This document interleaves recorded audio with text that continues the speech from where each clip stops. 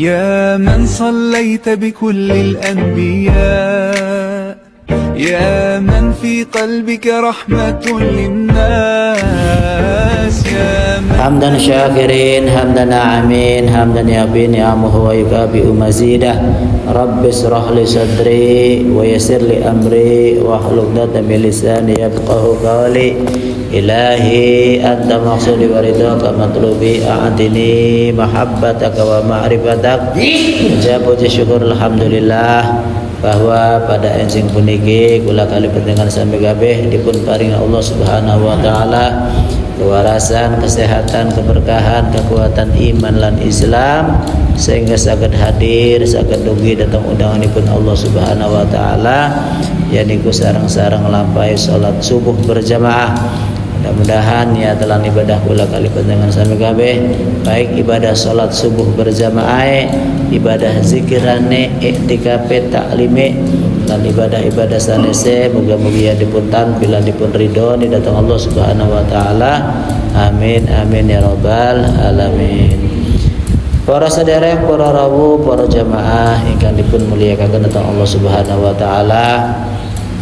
Salat adalah perintah saking Allah Subhanahu wa taala. Sedangkan berjamaah adalah sesuatu yang dicontohkan datang baginda Nabi besar kita Muhammad sallallahu alaihi wasallam. Kanjeng Nabi selalu mencontohkan, selalu menjadi teladan datang umatnya supaya senantiasa sembahyang berjamaah. Karena Kanjeng Nabi serepot apapun baik dalam peperangan tetap Kanjeng Nabi menjaga sholatnya berjamaah. Lagi peperangan tetapi berusaha untuk menjaga sholat berjamaah. Cara gantian si perang ya anak, si jaga ya anak. Maka Rasulullah menjaga sholatnya berjamaah. Lagi perang baik berjamaah. Kemudian di saat akhir hidupnya, di saat menjelang detik-detik Rasulullah menjelang wangsul datang negeri akhirat dalam kondisi yang sangat sakit luar biasa, lagi lara, lagi santer-santer lara, lagi hebat-hebat lara, tetapi Kanjeng Nabi tetap menjaga sholatnya berjamaah. Ini menunjukkan bahwa Rasulullah Shallallahu Alaihi Wasallam menjadi teladan bagi kita semua, bukan hanya menjadi sosok yang merupakan sekedar contoh dalam catatan sejarah saja, tetapi betul-betul Rasulullah menjadi teladan.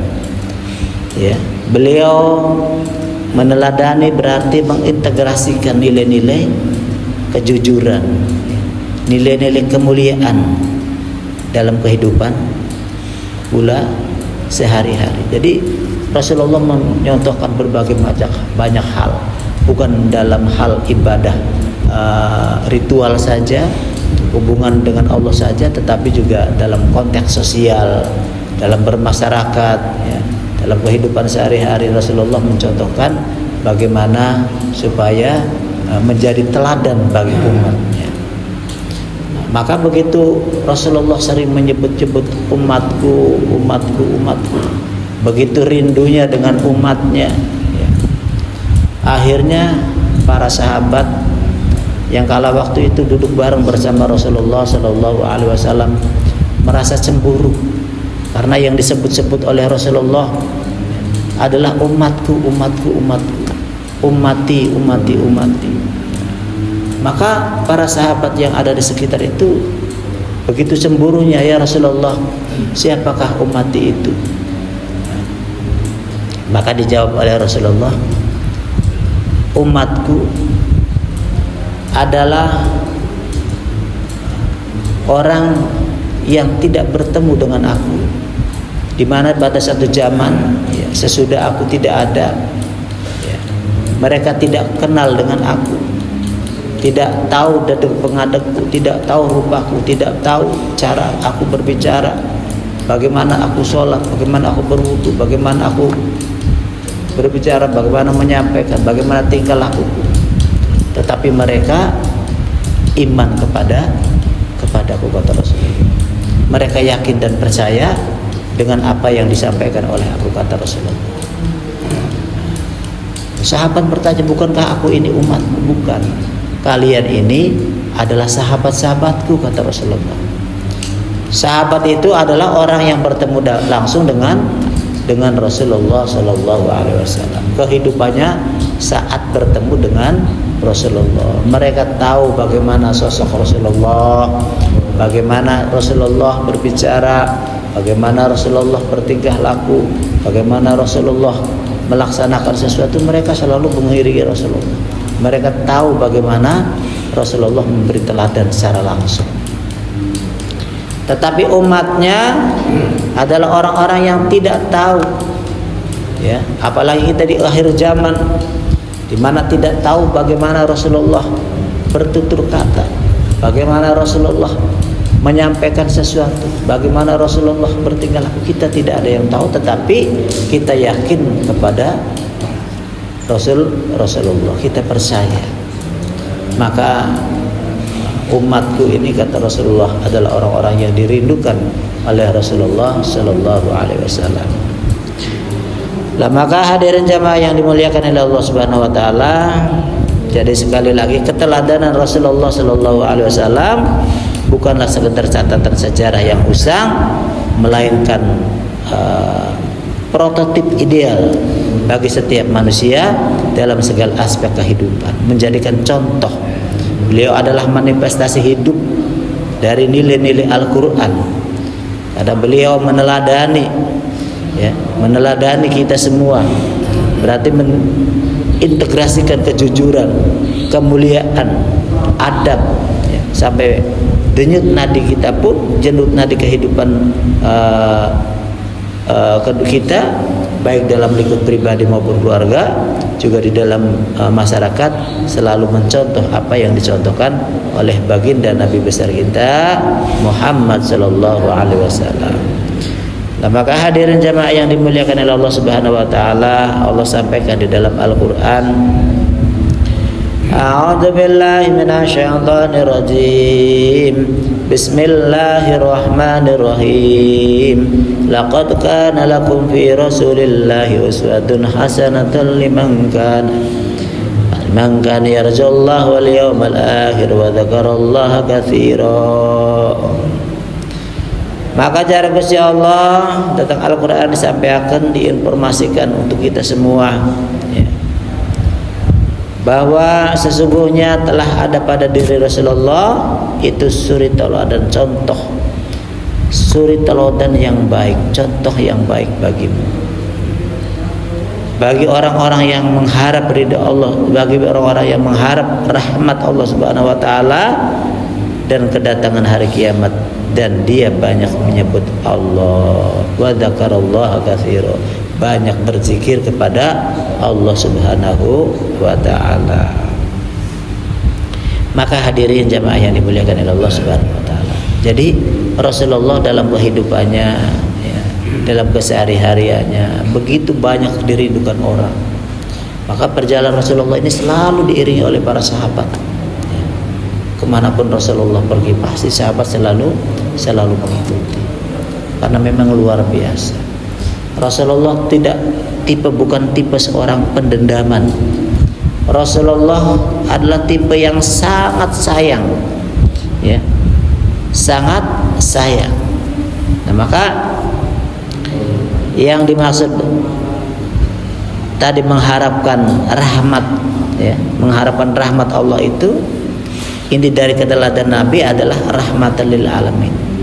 Beliau mengajarkan bahwa spiritualitas yang tinggi harus berbanding dengan apa yang kita kerjakan dalam sehari-hari kita. Apa yang harus kita lakukan? Nah, diantaranya ibadah yang kita lakukan ini harus sebanding dengan kelembutan hati kita. Semakin bagus ibadahnya, semakin bagus akhlaknya, semakin bagus tingkah lakunya, semakin lembut hatinya. Jadi orang-orang yang mempunyai akhlak yang baik, ya, menjadi rahmatan lil alamin, itu tambah kasih sayang dengan keluarga, dengan masyarakat, ya, dengan anak-anak, sayang dengan guru-guru, ya. Termasuk tadi juga Kita sama-sama mendoakan guru-guru kita, mendoakan orang tua kita, mendoakan para aulia Allah. Kita doakan semuanya. Semua makhluk Allah, baik yang kelihatan maupun yang tidak kelihatan, kita sama-sama doakan. Ya. Karena ciri-ciri orang berimun itu tidak pernah pandang bulu. Mendoakan itu bukan hanya untuk kelompoknya saja, bukan untuk diri sendiri saja, tapi kita mendoakan untuk seluruh alam. Kita doakan semua. Nah, itulah ciri-ciri rahmatan lil alamin. Ciri-ciri daripada keteladanan yang disampaikan oleh Rasulullah, ya. Jadi semakin bagus ibadah kita, semakin baik ibadah kita, maka bisa kita lihat dalam kesehari-harian kita, ya. Ya, apa yang kita rasakan? Pertama diantaranya akhlaknya makin bagus. Makin bagus ibadahnya, makin bagus akhlaknya, makin lembut hati nih, makin punya rasa kepedulian. Ya. Jare wong sekolah mah semakin apa? Semakin ada rasa kepedulian. Ya. Ada rasa kepedulian. Ya, selalu memikirkan sekitarnya. Ya. Selalu memikirkan, selalu mengira sekitarnya. Jadi ada rasa kepedulian, sehingga apa? Sehingga ketika kita ada saudara-saudara kita yang kekurangan, yang membutuhkan bantuan, kita berusaha tergerak. Ya. Kalaupun kita tidak bisa membantu, paling tidak kita bisa bertutur kata yang baik, kita bisa menyenangkan. Dengan senyuman pun, ya, dengan senyuman pun kita akan bisa menyenangkan bagi orang lain. Maka hadirin jamaah yang dimuliakan oleh Allah Subhanahu wa taala, sekali lagi, ya, bahwa ciri daripada keteladanan Rasulullah, ya, dari jiwa Rasulullah itu tidak pernah pendendam. Bahkan beliau itu selalu memaafkan, ya. Beliau dalam memaafkan, ya, memaafkan musuh-musuhnya, ya. Orang-orang yang pernah menyakitinya, dia selalu maafkan. Beliau maafkan. Pernah satu ketika Rasulullah dalam perjalanannya, tiba-tiba di jalan ada orang yang melemparinya dengan kotoran. Ada orang melemparinya dengan kotoran. Begitu dilihat, si Fulan bin Fulan ini melempari dengan kotoran dari atas. Iya. Begitu melihat Rasulullah tidak banyak bicara, langsung pulang. Langsung dibersihkan lagi ya. Ya. Besoknya lagi lewat situ lagi, ya. Begitu lewat situ lagi ke tempat yang tadi, dilempari lagi dengan kotoran, ya. Dilempari dengan kotoran sambil terpatah. Tapi Rasulullah tidak pernah pendendam. Rasulullah tidak pernah sakit hati. Selalu diam, selalu tidak ada perlawanan, diam saja. Ya. Akhirnya besoknya lagi lewat ke situ lagi, ya. Tiba-tiba di perjalanan yang biasanya melempari kotoran biasa melempari kotoran, jahilin, ya. Selalu tidak senang dengan Rasulullah. Akhirnya tidak ada. Nah, sehingga Rasulullah penasaran. Maka Rasulullah bertanya pada orang yang ada di sekitar itu, ya. Biasanya maka melempari kotoran, ya, membuangi kotoran, tiba-tiba langka. Nah, maka Rasulullah penasaran dan bertanyakan pada masyarakat yang ada di situ, ya, Fulan punten kari sing biasa nih kayaknya kasapa kan? Oh, kan si Fulan bin Fulan ya Rasul. Nah, wongnya lagi lara, lagi sakit. Nah, maka tidak banyak bicara, Rasulullah langsung menjenguknya, ya. Rasulullah langsung menjenguknya. Begitu dijenguk oleh Rasulullah, karena perasaan bersalah orang tadi yang selalu menjahili Rasulullah itu, yang selalu mencelakai Rasulullah, karena bersalah, bahkan wong salah kan wedi, dianggapnya arepan dendam, dianggapnya arep balas. dianggapnya Arab mukuli, ternyata tidak. Nah, begitu si Fulan bin Fulan ini sedang sakit, Rasulullah nenteng sesuatu, ya, menenteng sesuatu, menjenguknya, menengoknya dengan memberikan sesuatu. Kemudian Rasulullah mendoakan, ya, kemudian menghiburnya. Ya, setelah didoakan oleh Rasulullah, ternyata sakit yang diderita oleh orang itu malah sembuh. Sakitnya sembuh, akhirnya senang.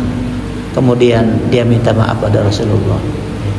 Rasulullah pun memaafkan. Begitu sayangnya Rasulullah terhadap musuh-musuhnya. Dengan musuh-musuhnya aja selalu sayang, apalagi dengan orang yang tidak memusuhi Rasulullah.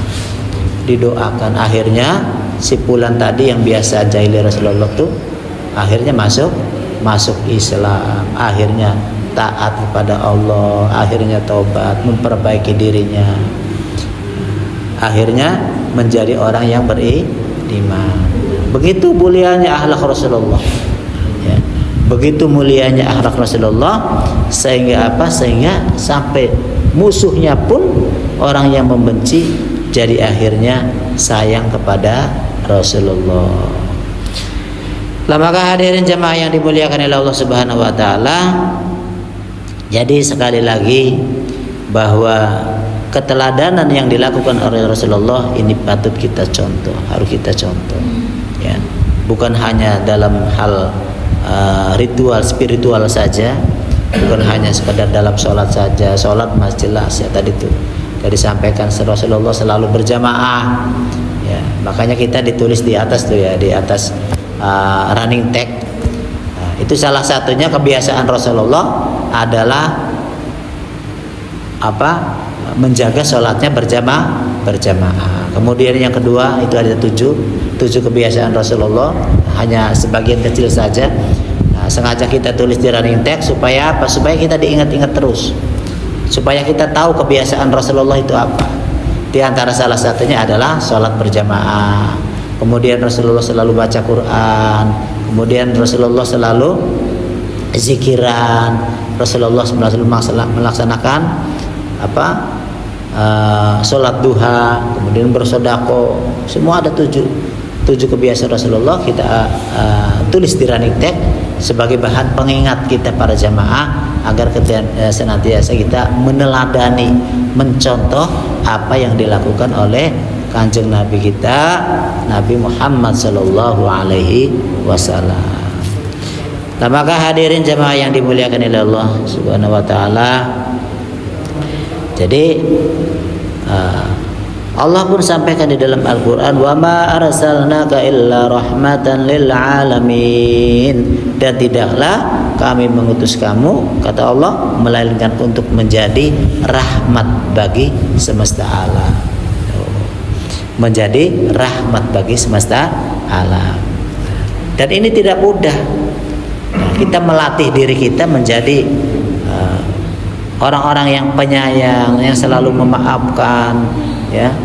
Ini tidaklah mudah. Yang punya kepedulian sosial, rasa kepekaan, rasa empati, ya, melembutkan hati, ini tidak mudah. Semuanya harus dilatih. Semuanya harus dilatih, ya. Dan Rasulullah Shallallahu Alaihi Wasallam pun mencontohkan, meneladani kepada kita, ya, walaupun meskipun telah dijamin, ya, dijamin surganya oleh Allah Subhanahu Wa Taala, tetapi Rasulullah Shallallahu Alaihi Wasallam tetap menunjukkan semangat penghambaan yang luar biasa. Beliau berdiri dalam sholat, ya, dalam sholatnya itu sehingga kaki beliau kelihatan bengkak. Karena luar biasanya memberikan contoh, ya. Karena sholat yang dilakukan bukan hanya kewajiban, melainkan sebagai bentuk syukur yang mendalam. Ya, sholat ini adalah bukan hanya kewajiban saja, ya, tetapi juga sebagai bentuk rasa syukur kita kepada Allah Subhanahu Wa Taala atas karunia nikmat yang Allah berikan kepada kita, ya. Atas karunia Allah yang Allah berikan kepada kita. Ya, salah satu bentuk syukurnya yaitu kita menjalankan sholat sebagai ungkapan terima kasih kepada Allah, ya. Kita matur kesuwun karo Gusti Allah karena diberikan berbagai macam nikmat, diberikan air, diberikan makan, diberikan minum, diberikan kenikmatan-kenikmatan yang lain, bisa istirahat di atas bumi ini, buang air, ya, ambil air, semuanya, ya. Kita semuanya di bumi ini, semua fasilitas yang Allah berikan ini untuk kita semua, ya. Tetapi banyak yang kita tidak menyadari bahwa semua fasilitas Allah yang berikan ini kita jarang bersyukur, banyak yang tidak bersyukur. Sehingga apa? Sehingga kita seenaknya saja, padahal Allah sudah memberikan semuanya, tapi tetap Allah sayang. Allah tetap sayang kepada siapapun, kepada seluruh makhluknya, ya, baik yang taat maupun yang tidak taat. Allah tidak pilih kasih, semuanya dikasih kasih sayang oleh Allah Subhanahu wa ta'ala. Maka hadirin jamaah yang dimuliakan oleh Allah Subhanahu wa ta'ala, ya, maka dalam satu hadis di mana disampaikan bahwa apalah akunu abdan syakuro, ya, tidaklah aku patut, kata Rasulullah, menjadi hamba yang banyak bersyukur. Walaupun Rasulullah sudah dijamin surga oleh Allah Subhanahu wa ta'ala, tetapi tetap melaksanakan ibadah dengan luar biasa. Apalagi kita makhluk yang jauh, ya, makhluk yang banyak salah, banyak dosa, banyak maksiat, tetapi kita jarang melakukan ibadah. Oleh karenanya hadirin jamaah yang dimuliakan Allah Subhanahu wa ta'ala, di sisa-sisa usia kita yang masih ada, yang diberikan oleh Allah Subhanahu wa ta'ala, ya, keberkahan, kesehatan dan kenikmatan, kita manfaatkan untuk senantiasa ibadah kepada Allah Subhanahu wa ta'ala dengan cara istiqomah terus menerus. Istiqomah itu terus menerus. Jadi kemudian kita pun bersyukur, senantiasa diingatkan dengan rasa syukur pada Allah Subhanahu wa ta'ala. Karena dengan rasa syukur kita, maka kita akan menambah kenikmatan. Kata Allah, la in syakartum wa la in syakartum la azidanakum wa la in kafartum inna adzabi lasyadid. Ketika kita bersyukur pada Allah Subhanahu wa ta'ala, maka semua akan ditambah nikmatnya. Termasuk kita bersyukur diberikan umur panjang oleh Allah, diberikan kenikmatan, diberikan keberkahan, diberikan kesehatan. Kita syukuri. Cara bersyukurnya yaitu dengan salah satunya adalah dengan melaksanakan perintah-perintah Allah Subhanahu wa ta'ala. Salate dijaga. Niku mawon, mudah-mudahan wonten manfaate. Wabil khusus kangge kula kiyambek lan umumnya kangge para jamaah. Sarang-sarang belajar, sarang-sarang memperbaiki diri. Kula tetep kelawan kafaratul majelis, subhanallah wa bihamdika, subhanallah wa bihamdika, subhanallah. Asyhadu an la ilaha illallah. Nyuwun agung pangapunten. Assalamualaikum warahmatullahi wabarakatuh.